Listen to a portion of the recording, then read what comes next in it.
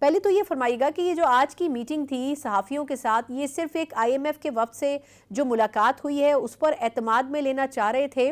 میرا خیال ہے کہ جو کل وکلا کی طرف سے احتجاج ہوتا رہا اس کے اوپر بھی کچھ نہ کچھ تو بات چیت کی گئی ہوگی، اور پھر جوڈیشل کمیشن میں جو لڑائی جھگڑے کی خبریں آتی رہی بائیکاٹ کی، تو میں چاہوں گی پہلے آئی ایم ایف کے اوپر بات کر لیں تو پھر ہم باقی ایشوز کے اوپر بھی آتے ہیں۔ تو کیا کچھ چیف جسٹس صاحب کی طرف سے کہا گیا آج؟ دیکھیے میڈم، سب سے پہلے تو بہت شکریہ۔ ہوا ایسا کہ آج کے روز چیف جسٹس یحییٰ آفریدی، جو کہ عموماً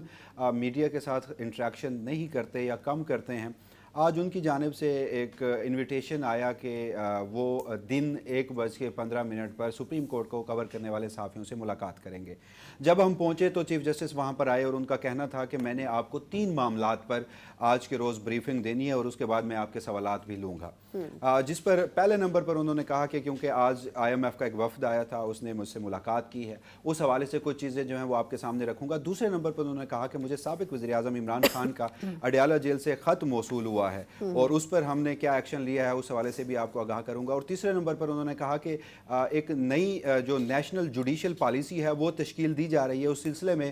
چیف جسٹس یحییٰ آفریدی نے جو لیڈر آف دا ہاؤس ہیں یعنی کہ وزیر اعظم پاکستان شہباز شریف اور leader of opposition Omar Ayub, ان دونوں کو خط لکھا ہے اور ان دونوں کو مدعو کیا ہے کہ وہ اپنی تجاویز کے ساتھ اس نیشنل جوڈیشل کمیشن جو کانفرنس ہو رہی ہے جس میں پالیسی کی ازسر نو تشکیل ہونی ہے، اس میں اپنی جو اگر ان کی کوئی گزارشات ہیں تو وہ پیش کر سکتے ہیں۔ اس کے بعد پھر تفصیل سے گفتگو ہوئی، ایک تو آئی ایم ایف کے حوالے سے بھی آگاہ کیا گیا۔ اس پر چیف جسٹس یحییٰ آفریدی نے کہا کہ چونکہ وفد مجھ سے ملا لیکن ہم جو ایک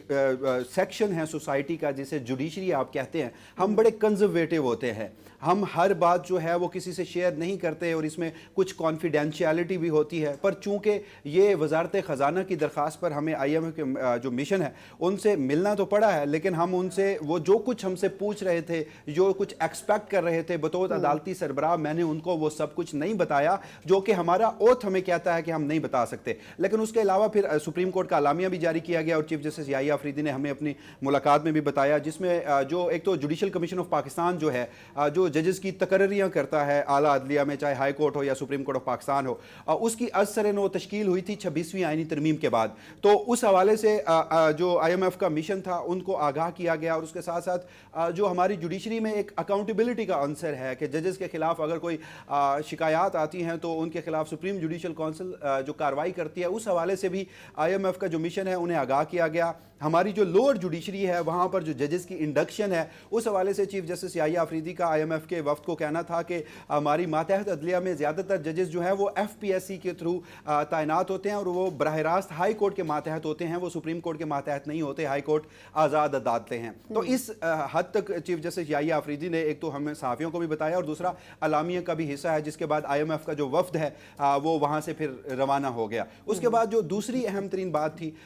وہ سابق وزیر اعظم عمران خان سے متعلق تھی۔ انہوں نے کہا کہ مجھے اڈیالہ جیل سے خط لکھا گیا ہے جس میں عمران خان نے کچھ سنجیدہ نوعیت کے الزامات لگائے ہیں، چونکہ وہ خط جو ہے اس میں جو ہم سے مانگا گیا ہے کہ سابق وزیر اعظم کیا چاہتے ہیں، تو وہ آئین کے آرٹیکل 184(3) میں کچھ اپنے کیسز کے حوالے سے انصاف مانگ رہے ہیں، لہٰذا یہ میری ڈومین نہیں ہے۔ 26ویں آئینی ترمیم کے بعد آئینی بینچ بن چکا ہے، میں نے اپنے آفس کو ڈائریکٹ کر دیا ہے کہ آپ یہ جو خط ہے یہ آئینی بینچ کو بھجوا دیں، وہ کمیٹی میں اس کا جائزہ لے سکتے ہیں۔ ساتھ پھر انہوں نے یہ بھی کہا کہ جو ان کے کوٹ اینڈ کوٹ الفاظ ہیں وہ میں آپ کے سامنے رکھ رہا ہوں۔ چیف جسٹس یحییٰ آفریدی کا کہنا تھا کہ مجھے سابق وزیر اعظم عمران خان کی یہ بات اچھی لگی کہ انہوں نے صرف الزامات نہیں لگائے بلکہ ساتھ کچھ مواد بھی فراہم کیا ہے اور ایک یو ایس بی بھی ہمیں دی ہے۔ جس کے بعد پھر جب سوالات چیف جسٹس یحییٰ آفریدی سے شروع ہوئے، چونکہ جو عدالتی محاذ میں اس وقت کچھ تنازعات چل رہے ہیں، ایک تو اسلام آباد ہائی کورٹ میں ججز کی سینیورٹی کا معاملہ ہے، ججز کے ٹرانسفر کا معاملہ ہے، پھر سپریم کورٹ آف پاکستان میں آئے روز آپ دیکھتے ہیں کہ خط و کتابت ہوتی ہے،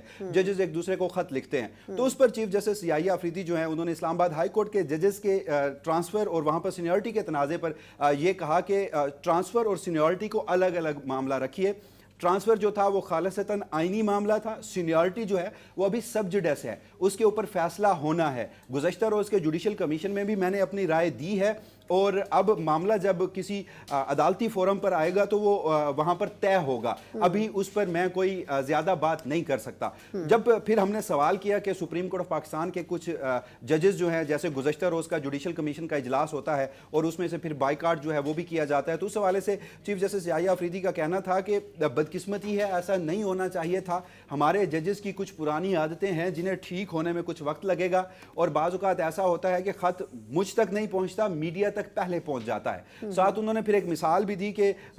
کچھ دنوں پہلے مجھے خط موصول ہوا تو مجھے میرے سٹاف نے کہا کہ آپ کو خط موصول ہوا ہے, تو میں نے اسے کہا کہ ہم صبح دیکھیں گے. تو چیف جسٹس کہتے ہیں کہ کچھ دیر بعد میں ٹیلی ویژن دیکھ رہا تھا تو جو خط میں نے ابھی تک کھولا نہیں تھا وہ میڈیا تک پہنچ چکا تھا, جس کے بعد انہوں نے صحافیوں کو تمام سوالات لیے, اس کا جواب بھی دیا اور کہا کہ چیزیں جو ہیں وہ بہتر ہونے میں وقت لگے گا, آپ اس سسٹم پر یقین رکھیے. اچھا.